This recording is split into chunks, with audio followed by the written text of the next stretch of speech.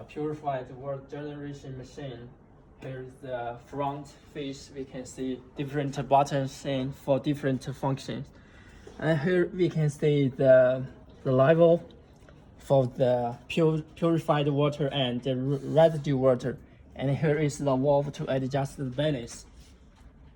Let's see another side.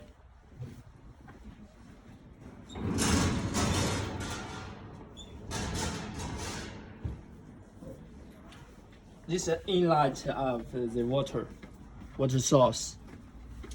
We come to the first stage filter and the second stage filter, and the pump to make more pressure and make the water come into the RO film unit, and